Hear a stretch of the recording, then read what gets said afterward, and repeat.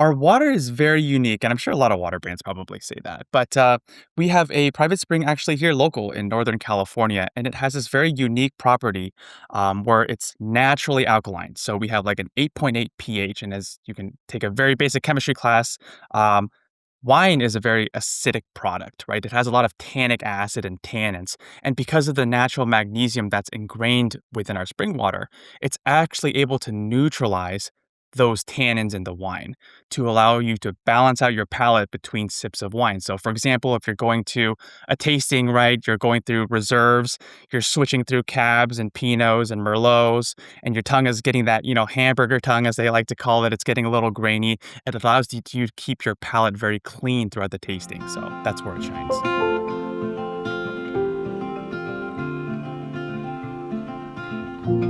Welcome back, everybody, to Barrels and Roots. I have an awesome guest with me today. I'm your host, Sean Trace, by the way. And can you tell people who you are and a little bit about what you do? I'm Jeremy. I am the co-founder slash CEO of Leveto. We are a premium spring water company designed to elevate intentional experiences. So pleasure is all mine. That's awesome, man. And I had seen your product is not wine, and I'm not having you on a wine podcast, but like that's the interesting thing. Like they go together in a weird way. And can you talk to me about how your water heightens the experience for people that are drinking wine or other things?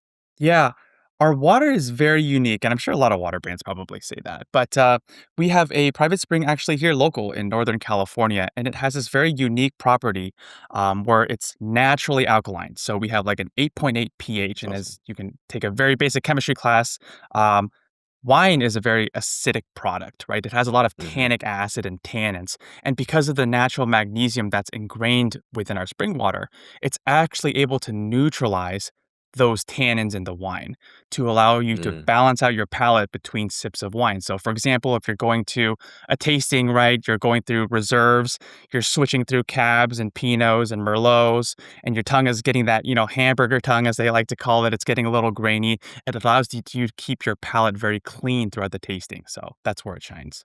And that's awesome because it's like something people don't think about. I remember Um, I grew up, a little bit less, cultured in the ways of interesting things like that, and I remember the first time I went to a store and I was trying to smell cologne, and they pulled out I'd smelled this cologne, and I started to notice, like, it was hard to differentiate things, and suddenly the lady pulled out a Hmm. bag of coffee beans, and I was just like, "What is this?" And she's like, "Smell the coffee Oh, beans." yeah.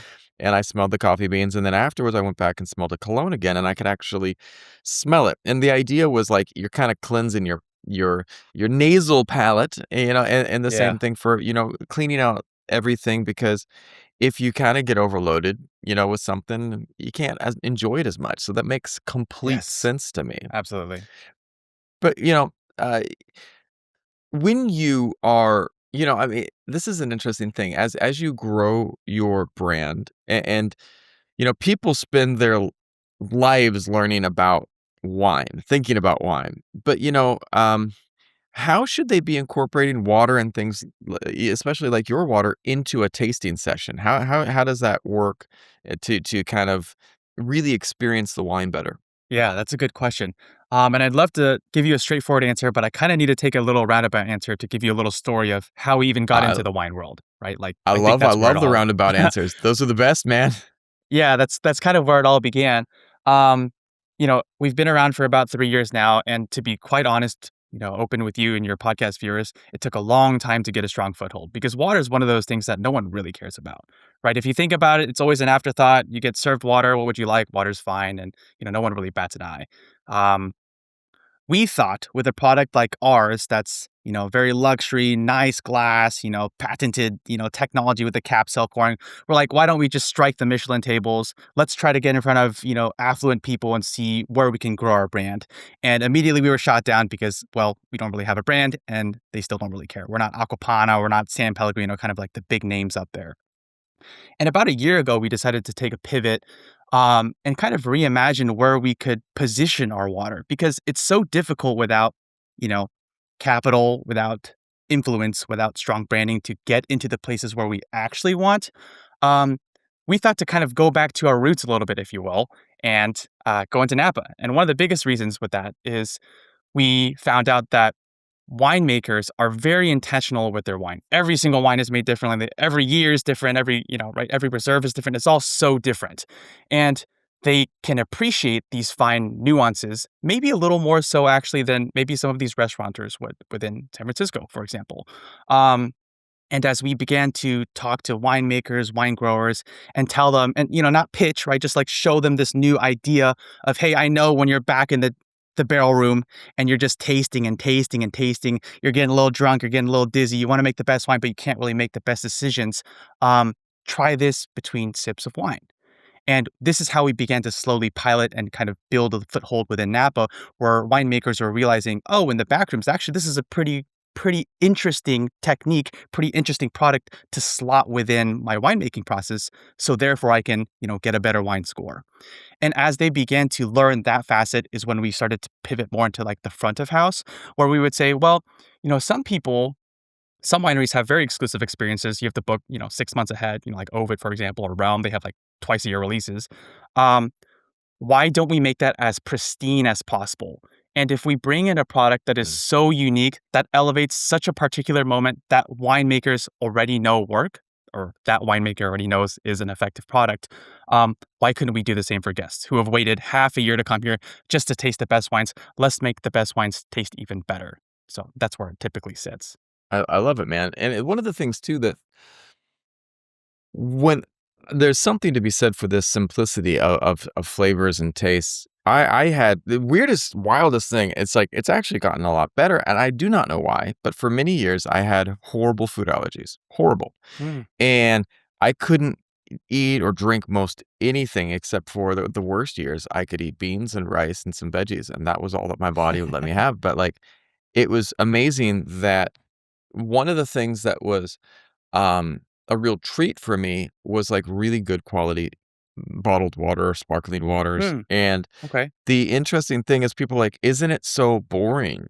And one of the things I pointed out to them, I said, "What you consider boring, for me, I'm able to see, some of the difference in textures and refinement, and, we aren't taught to taste, like, how different and special water can be, you know? But yet when you have really I remember the first time one of my daughter, we came back to the States, and she had some really fresh water from a natural spring, and, Mm. it was just something that came kinda straight out of the ground, and she drank it, and she's like, "This is good," and I said, "Yeah, that's kind of what it's supposed to taste like." She's like, "I've Yeah. never tasted water like that," and you're like, right there that someone says, "I've never tasted water like that," it's a sign that maybe we should be doing water better, you know? Yeah, that's a really good point, and I feel like I've heard a lot of people have that exact same story, right? You go to Tahoe for the first time, you drink some water from some natural flowing spring, they're like, "This is the best I've ever had."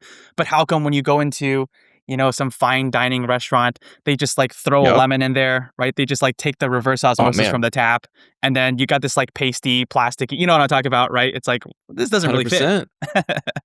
I've been to some fine dining restaurants around the world, and I was blown away by I mean, granted, a lot of places offer, really nice bottled water, but when I'm still anytime that I'm offered, like, tap water at this fine dining place with, like, a lemon in it, and I just taste it, I'm just like, "Are Yep. you for real right now? Like, are Yeah, you for real? exactly. Like, this is something that you've incorporated into" this is a $500 dinner or, whatever price point, but you're giving me this? And it's like, it's interesting because you talk about water for people who notice the details.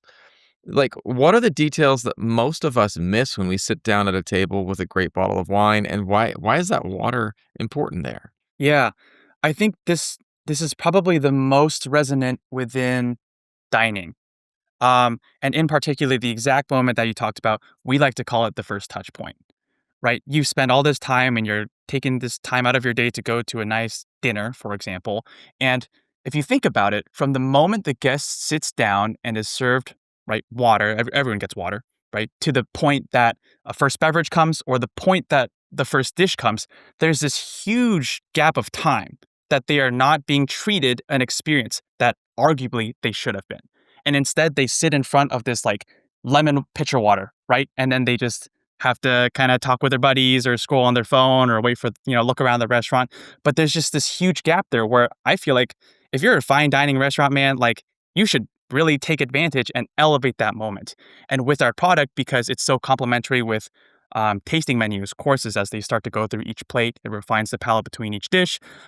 It's a talking point. It's so new. It's a very luxury product, which obviously adds to the ambiance of the entire restaurant.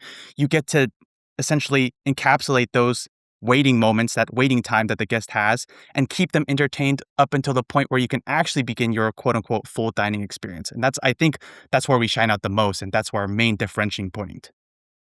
That's awesome because it's like, if you can help something shine, it's like one of the things that is interesting is that, um, I mean, in wine, they're always talking about food pairings, right? That's a big thing for wine, but Yep. yet what other things are, we don't always think about pairing the other things. It's like someone will go all of these great lengths to have nice glassware, or you'll have the right setting for the table, the right forks and knives. Or if you go to, like, the other day, my wife made me some spaghetti, and then I was trying to eat spaghetti with chopsticks and a spoon, and I was just like, I need a fork right now to kind of twirl. And I was able to do it, man, because I'm gifted like that, and I've lived in Asia a long time. But it was a Good. different experience than what I was used to with spaghetti. And Yep. so it was just something I changed up, but it was like I was just like, "Man, I need this thing," and so I went and bought surprisingly, we only have, like, 2 forks in my house, which is, sh it's a Gotta Vietnamese learn the house, man. chopsticks, man. Yeah. We got chopsticks. Chopsticks and Yep. Yep. spoons are Yep. where it's at, but one of the things too is, like, I wanted to be able to enjoy that experience in a way that was meaningful to me, you know what I mean? And, like, I love the twisting the fork, and that was something that I grew up with, and Mm. so, whether it's the right way or not, and I'm not gonna talk about whether I broke the noodles before I put them in or not, but, it's interesting because the right? Sacrilege right Yep. there. Yep. Um Yep. before the first sip, between pours and when the glass is empty, what are some of the things that, you talked about that first experience. Um, how do you make sure that that first experience is so special? Should it be the presentation? Like, are you guys Mm. focusing? Is it like is it the bottle? Is it like, because that first experience, is it the bottle? Is it the taste? How do you really go about making sure that first experience is just powerful? Yeah, that's a good question. Actually, this is a very, very good question. And I'm going to answer it the way that I believe, which is it's actually neither of these. It's not that the cap is, physicist designed. It's just this like amazing levitating thing. It's not that our glass is hand blown and made one by one. It's none of these like kind of surface level things, if you will. It is a luxury product. It is made very, very, very well, handled with care. But I think the main differentiating point here is intention. And this is what I always like to spark on, right? Like our water is a water worth looking at. Great. Why does that matter? It's because it shows that somebody cared to put it in. The same way you talked about, well, why don't restaurants, restaurants are pretty much just upgrading, like glassware or, some of the curtains or putting in new carpet or whatnot. How come this moment, this gap has never been touched? Well, it's because people don't care. And if you show that you care, then the guests can see that this restaurant has intention. And that's how they make a good first impression. That's how they let that first touch point shine. I remember when I was in, college, I was living in St. Helena in the Napa Valley, and there was a cigar shop on Main Street, and my friend worked there, and I remember when I walked in, like, I knew nothing about cigars, and, like, that was the high point. Michael Jordan was out there smoking cigars, and everyone was, like, smoking cigars at that time, and it was just like, and I was sitting there trying to learn a new thing and step into an area that I had never been, and I remember, like, my friend had worked there for 2 months, and he sat us down, and he went through this whole process, he's like, he's like, "Smell it," Sniff it he's like, across, yeah. sniff it across, and, like, doing all these different things, and I was sitting there going, "Is this necessary?" And he's like, "It might not be," but he's like, "If you do it," he said, "there's something in the ritual as well. There's something in this process that is a Mm, beautiful thing that if we can start to," um I loved I'm a big fan of martial arts. I study a lot of martial arts, and one of the myself, things yep. that when I right? It's fun, Yeah. man. It's a lot of fun. And one of the things that for me is so special about the arts is it's the formalities, the bowing. The When tradition. I go to Yep. the tradition, when I go to Muay Thai class, everyone, we greet each other in that manner. When I was in judo, it's you bow to the teacher, you bow to the shrine of the ancestor, of the founder of the system. And one of the things to me that like it's that process that makes things special as well. And I wish that we could bring that process back into the mundane because like Mm. we're talking about water for wine, but like, why not every dining experience having that level of touch to it? Like, Yep. man, and I think this is something that in Asia, the dining experience is more, I don't know. There's a little bit of a in America. I feel like people still eat to live, but in Yep. Asia, people live to eat. Oh, yeah, dude. And I mean, We could have a you whole other know, podcast on this, absolutely. right? And and one of the things too, like when we go in and like there is that experience of that water is just slapped down as an afterthought, Yep. this is where if you're thirsty, but like there's something to be said for heightening that experience, which to me is why how this is a fascinating conversation to have, on this podcast. But like, I want to ask this too, like in your Mm, experience, what separates, truly world class, you know, experiences, places that feel world class in hospitality from places that are just kind of going through the motions, And where does water fit mm, into that gap? Because again, that was like I'm talking about that you walk in a room, slap something down. What makes some place really have that extra thing? mm. That's a really good question. Um, I haven't dined in the best dining halls of all time, like I haven't even been to like Quince or Gary Donko in San Francisco. Like I haven't even gone to these places yet. So I personally don't know. Now I can only assume that what we're doing because it has traction in maybe two Michelin star, one Michelin star, slightly under is working, that would be the general ethos, if you will, of where that water service would fit.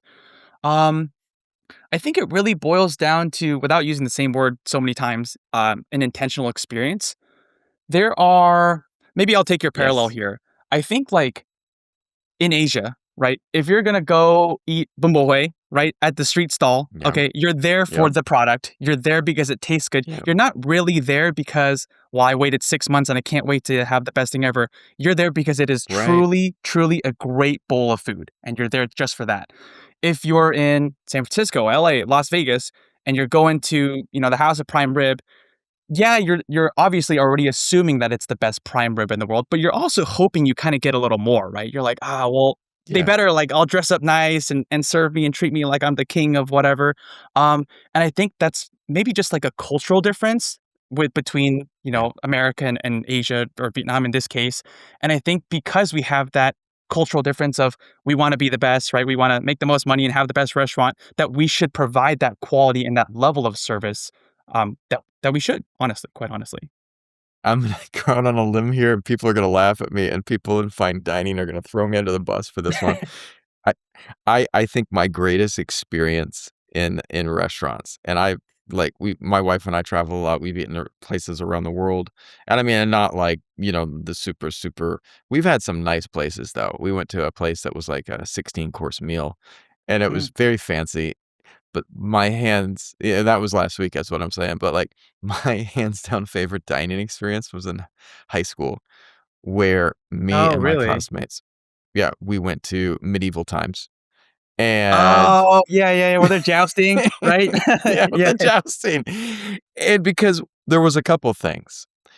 It was a immersion in an experience, and I think that that's something that restaurants have forgotten. Like, when you go to like, right over here on this like, right down that alleyway, right over there, Mhm. hands down is the best. It's not Bún Bò Huế, but it's Okay. Bún Phở, which is like Okay. duck bún, and Yep, so Bún Phở is like duck bún and, like, Jijiang that sells it over there, yep. dude, no one knows about it because it's a small little shop.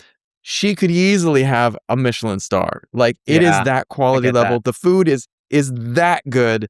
But when you go down there, you're eating in this alleyway. You got dudes that have been drinking from the night before that are sitting across Yeah. the way, Squatting still on the little still 1-inch high chair, plastic yep, chairs. yep, Yeah. still finishing up their beers from the night Yep. before, but she serves it in the morning and it's just fresh and it's delicious. And that's the experience. When you go to medieval times, you're there to like watch this jousting and you got this like I think it's like a quail that you're ripping apart with your hands. Yep. They're like, we don't have Yeah. silverware here. My Yeah. point being, like, there is this adventure. There is this experience around the meal. And I think that that's something that wineries understand. Like, to a Mm, degree, like, when you go wine tasting, it's not just like it's this, like, this experience, it's this adventure, And, like, you're right, when people are doing that but I think that the flip side is about, like, what you touched on earlier, is about that being present. And for me, having those allergies for all those years, being present with a glass of really good water is a powerful thing. And then mm, you're present with this, and then you can be more present with the wine that comes after it? yeah, that's a good point. But it's like a zen in the art of water right now. I didn't think we were Yeah. gonna go this way, but why not? Yeah, yeah. Um, you've seen Levato placed alongside reserve flights at top wineries. What does that signal to you about how serious those winemakers are about the full guest experience? Mm, yeah. I think, it's a bit tricky to answer this because I think as we've talked to a lot of wineries, and you were raised in St. Helena, so you actually know that there's slight cultural differences between Napa, St. Helena, Utenville, Healdsburg, okay? They Yep. all kind of care about their wine a little differently, and it's incredible if you Yeah. think about it because it's only just a difference of 30 miles, 50 miles, right? Mhm. Um, and some people, they always love that, our winery was built I think you had a podcast about this, our dog's name and, we're the farmers and this is our story, right? And then some other ones are like, well, we're the bougiest, we've imported the French vines and whatnot. And Yeah. there's just so many flavors almost, of, if you will, like these little gems across the entire valley of everyone's doing wine a little bit differently. And to be quite frank, it is a bit difficult to find out where that fits because every winery is just like such a niche use case. Some of them are like, well, we just want them to look great alongside our wines and make our wine stand out. The other ones are like, well, it matches our decor. The other one is like, well, the winery really cares about the water. Like they're so different as opposed to restaurants, which maybe I'm bashing on restaurants too much, but they're there to just serve the same foods over and over again to many people and not care as much as a winery, if you will, about that dining experience. So it's a little, I don't know if this is the best word, but like easier to slot in or provide a value point of where water would be the most effective. So the wineries have been particularly tricky actually on the flip side because while the buy-in is great and it's a fantastic product, like it's like, how dare you disturb our ritual? Like when the guest drives in from the mountains, they have to be greeted with the X, Y, and Z. And if you throw the water, that it'll damage our reputation. They kind of have that little mentality, if you will. Mm. Some of them do. It's so true, and I mean, I think that's an interesting thing with any business, you have to see how what you're creating, um, it kind of fits in with what their ethos. It's this interesting match, but, winemakers obsess over soil, climate, barrels, and time. Do you see a similar philosophy emerging around water with intention, sourcing, and presentation? Do you think that we're gonna get a shift like that as well in water? Well, that's what we're trying to do, kind of, right? Like we're Yeah. trying to change the perception of water by taking an angle that no one else has taken. There are millions of water brands out there. There's millions of good water brands, some Icelandic waters, some European waters, some Eastern European waters, whatnot. Um, there's also a lot of bad water brands, right? Like Fiji crashed.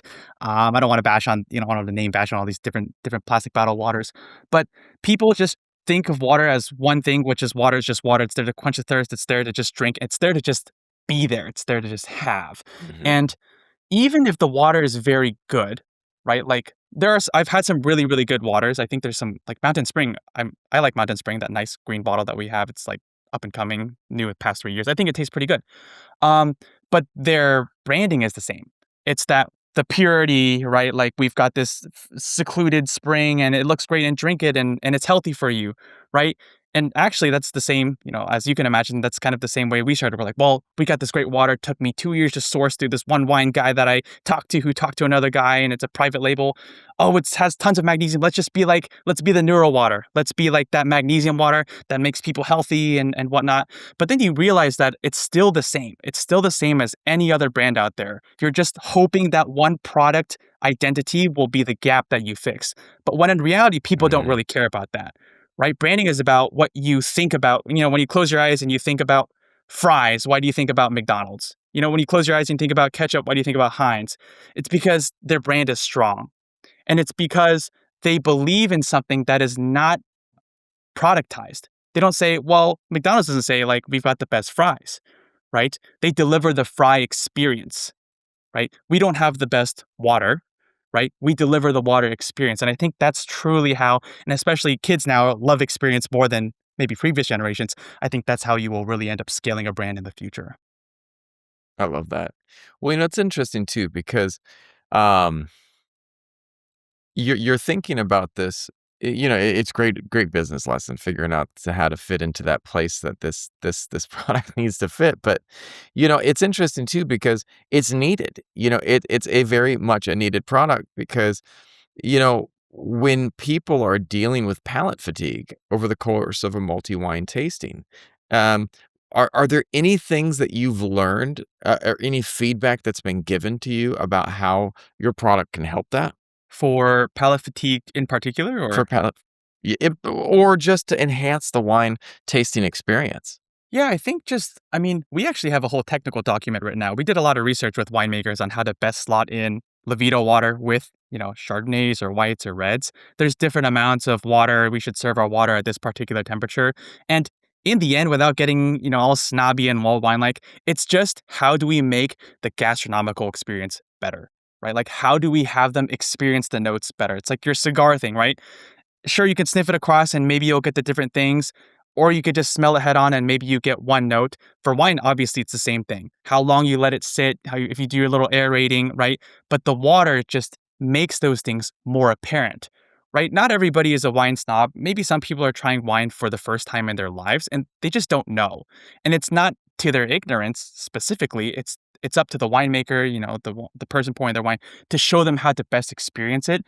And having something like Levito is a tool for them to present the best experience. If that makes sense.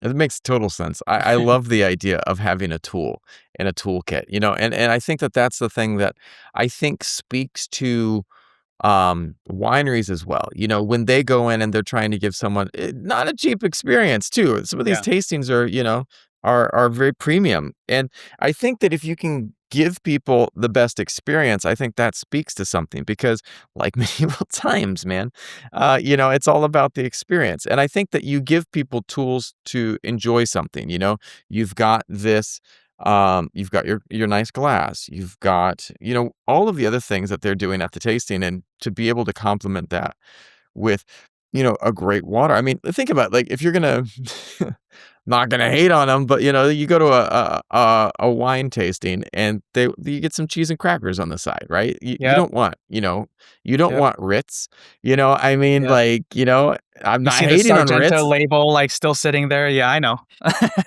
You know what I mean? Is you're like, "Wow, okay."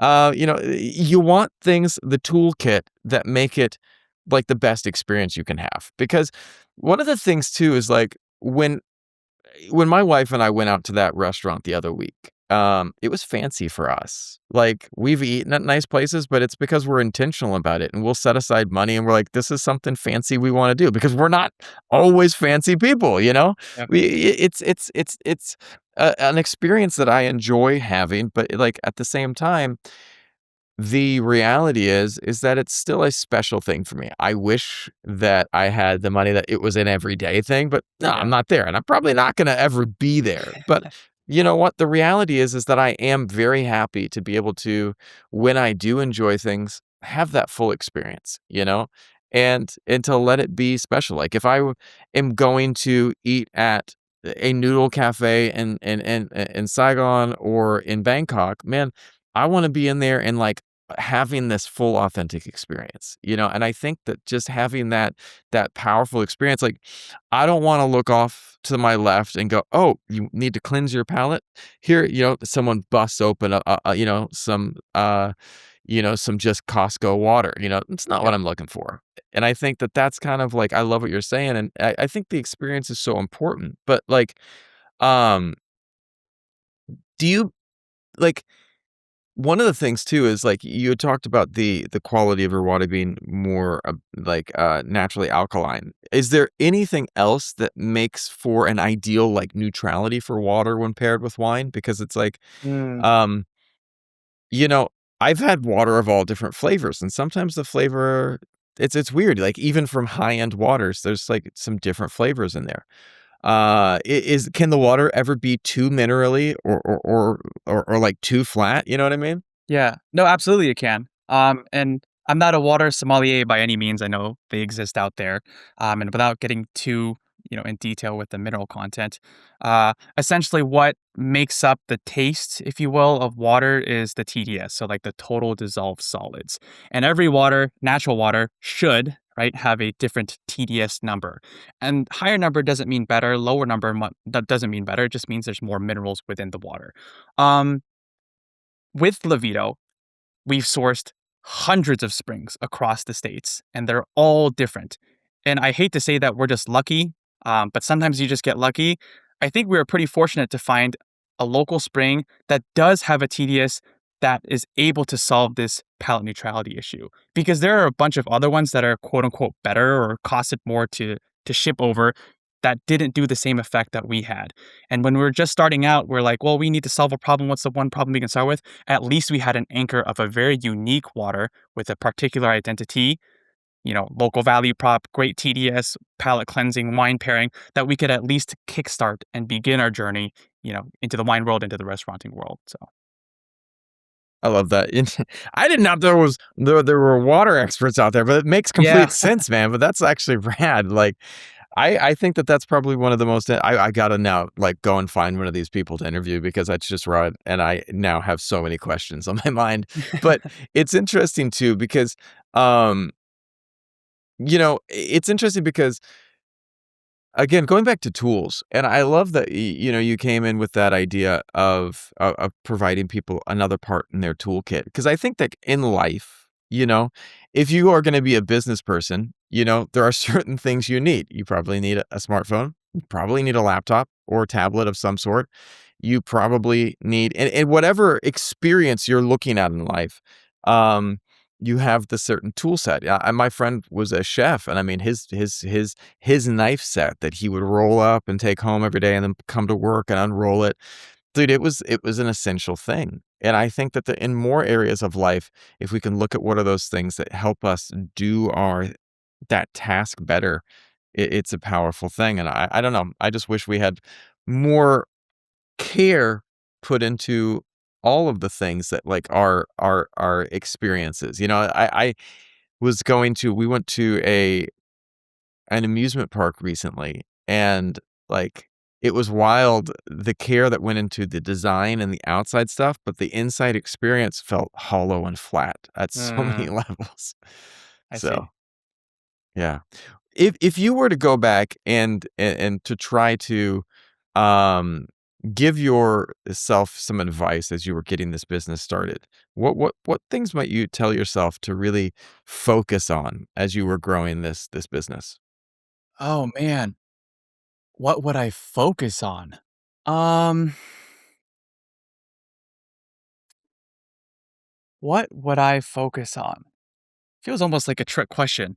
I think, you know, I probably wouldn't go back and tell myself to do things one way or do things another way because now I know that doing the other way is better. I think there's a lot of value in making the mistakes that are bound to happen so you are able to make the changes to become the better, business owner, entrepreneur, for example. Um, I made a lot of really bad mistakes in La Vida. We burned tens of thousands, hundreds of thousands of dollars, like sourcing the wrong things, having shipments break, like it's all gone bad, right? There's a whole bunch of very, very poor decisions that I've made, but I think without those decisions, we wouldn't have gotten to the place that we are now. We wouldn't have learned to pivot back into Napa, pivot back into SF, change, like all these various pivots that we did for our business to succeed, we never would have made. We probably would have just given up, like me and my co-founder. We're getting bankrupt, and what do we do? We should just, call it. But I think the one lesson, if I could answer your question, or the one thing that I would tell myself is it is 10 times harder than you will ever think it is. The beginning, you have this golden dream and you're like, well, I'll just start a business and I'll build a great brand. Everyone's going to love it. It's going to be that easy, but it's never that easy. And once you think it's getting better, it's still not better. And once you think it's getting better, it's still not better. And I think the persistence and the discipline is what you need, especially within entrepreneurship. I strongly believe this more than any other job that I've had. That's probably the most difficult lesson to teach. It's that when things get difficult, it's actually a good sign because it means something good is about to come and you just need to stick with it. I love that. I love that. And I think that, right, as I've been growing my business, man, you put in the hours and there are decisions that you make that you're like, wow, that was not right. But I think going back to the like enjoying that fine glass of water, enjoying that fine glass of wine, it's about finding that present moment going, well, how can we how can we still sit here in this and enjoy the process, you know? Yeah. So it's Yep. always a fun journey. Where can people look for your product or to find out more about you and what you're creating? Yeah, so you can visit our website, levitowater.com. This year, we're starting a new program, so it's called a palate pilot. Essentially, we have specific allocations for restaurants and wineries across Northern California. If you're interested, we have a forum. Feel free to reach out, and we'll share some more details with you there.